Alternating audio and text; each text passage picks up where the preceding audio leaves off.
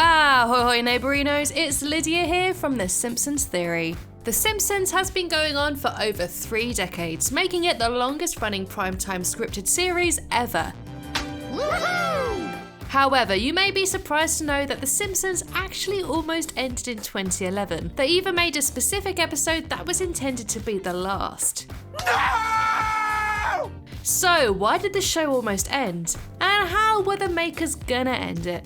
Well, this is a story of that proposed final episode. But before we begin, I'd like to say a huge thank you to my newest Flying Hellfish member, Josh McFarlane. Thank you so much for supporting the channel, Josh. The Simpsons was, at one point, the biggest thing on Earth. It was a cultural movement, and everyone and their grandma was talking about it. It was everywhere, from t-shirts to lunchboxes, toys, video games, cookie jars, and comics. However, after being on air for now over 3 decades, the viewership started to naturally decline. Woohoo! Woohoo! And people were starting to tune out. So, in 2001, the network said they could no longer afford the cast's current contracts, which were reportedly up at $400,000 an episode. In the fall of 2011, Fox Television issued a statement. "We believe this brilliant series can and should continue, but we cannot produce future seasons under its current financial model. We are hopeful that we can reach an agreement with the voice cast that allows The Simpsons to go on entertaining audiences with original episodes for many years to come." Basically, they were threatening to end the show unless the voice actors took a 45% pay cut.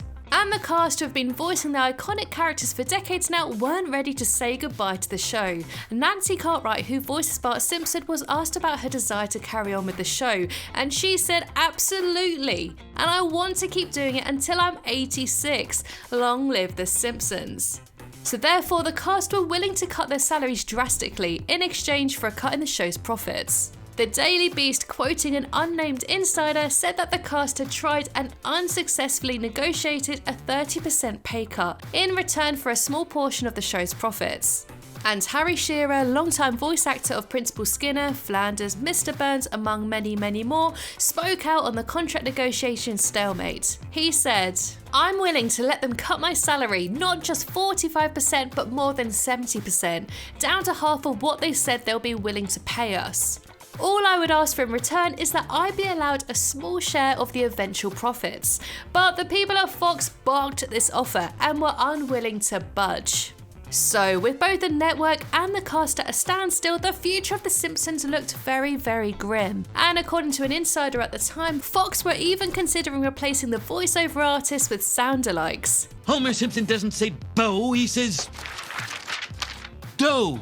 A threat that they had made many times before. However, in the back of their minds, they knew the backlash of the fans would be enormous. I mean, it was these voiceover artists, among many, many other brilliant Simpsons creatives, that really shaped the show's identity. And for them to be simply replaced by voice-alikes would be shallow in all meanings of the word. So with the NI and the producers of the show stuck in the middle, they did the only thing they thought right.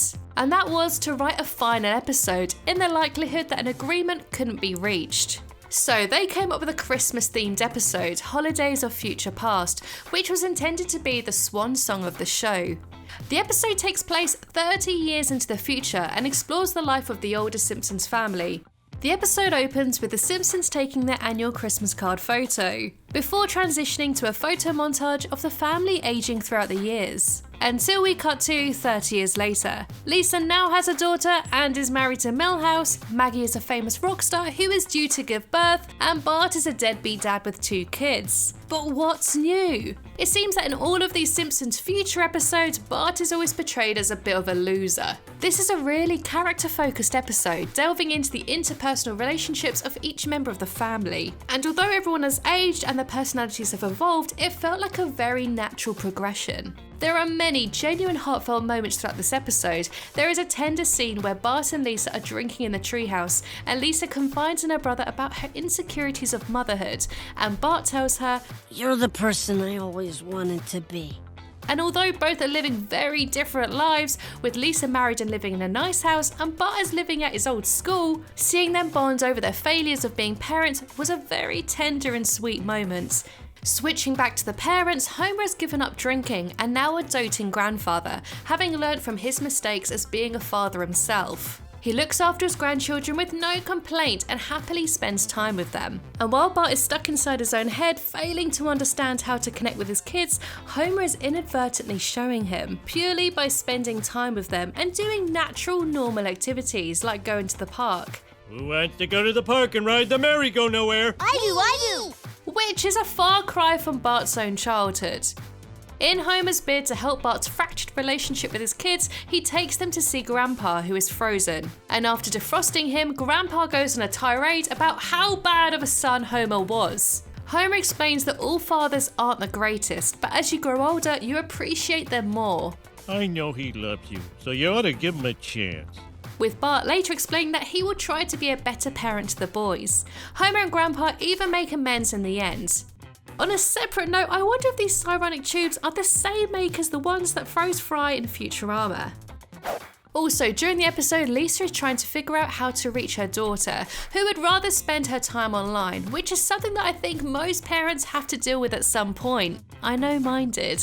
However, it's not all heart and heavy. There are also several other really funny moments, like the Ralph clones who keep hilariously dying. And there's the visual gag of Marge taking a pill out of a cookie jar, which turns out to be a cookie recipe. And I love the running joke about Maggie not talking, which is very similar to other future-themed episodes like Lisa's wedding. Maggie, don't talk with your mouth full.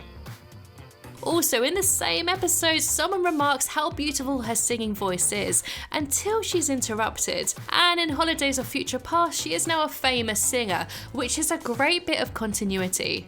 There's also a quick sight gag of the Church of Lard Lad, which, let's face it, is a religion I could get behind. However, this episode did actually get to conclude The Simpsons as the studio and the cast were finally able to make a deal, and The Simpsons were renewed, which is a Christmas miracle in itself. It is rumoured that the voice artist's pay was reduced down to $300,000 per episode. So, Holidays of Future Past was turned into the 9th episode of season 23 and became just another Christmas-themed episode, instead of being the final ever one. But what about the episode itself? Was it worthy of being the bookend of such a monumental series? Would it have satisfied long-time fans? Well, let's get into it and find out. The episode was massively popular with both fans and critics, with many calling it one of the best of the modern era, and it was nominated for a Primetime Emmy Award.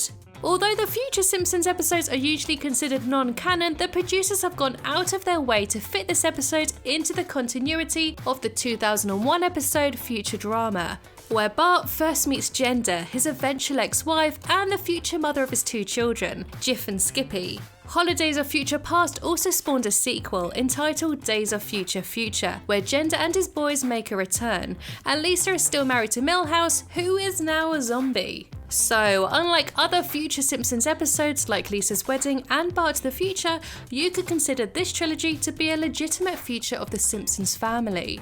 I personally like the ending of the show with how it began, with a Christmas episode, paying homage to Al Jean's original idea of how to end the series, which is explored in my last video. But would this episode have satisfied every Simpsons fan, or even the characters within the show? Absolutely freaking not. The Simpsons have been around for such a long time that it would be impossible to please everyone. Everyone has their own unique expectations, the things they want and the things they really don't want to see. So the creators have a really difficult job to do when that time finally comes. Producer Al Jean was asked about the show's eventual ending and what we can expect. He said, "Every year we have a couple of episodes where I go, oh yeah, that'd be a great one. Whenever we do a last episode, we just hope that it would be sweet, true to the characters, funny, and give you a nice little feeling for where The Simpsons would be headed." So if you want the answer to how, when, or even if the show will ever end, you may be waiting a very, very long time. But I want to hear what you guys think. Would you be happy with this episode being the final one? What do you want to see from the last ever episode? Would another Simpsons movie suffice as an ending? Let me know in the comments below. Oh yes, and to all you lovely fans who have stayed until the very end, you guessed it, I have created some brand new merchandise for you hardcore fans. Introducing the Simpsons Theory Skater Tee, the t-shirt that's bound to have you skating around the streets in no time. And as soon as you put it on, confidence will radioactively transmit around your body and allow you to have the urge to say, "I'm Bart Simpson, who the hell are you?" On sale now, order yours now on Teespring. The link is in the description below. I would like to say a huge thank you to my Flying Hellfish members, James Whitehead, Timothy Belson, Who Else But Zane, Liam Elvin, Pingu, Tommy Goss, Charlie Hume, Steve Carr, Sean McCahey, Justin Trebell, Andre, Stefan Stolovoitov, Jake Geyer, Josh McFarlane and Rob Turner.